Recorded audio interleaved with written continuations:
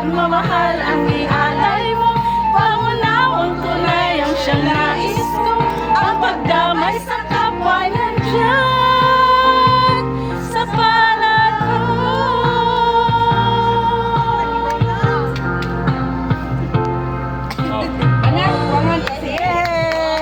Okay, maraming salamat po at bigyan nating masigabong palakpak ang ating sarili.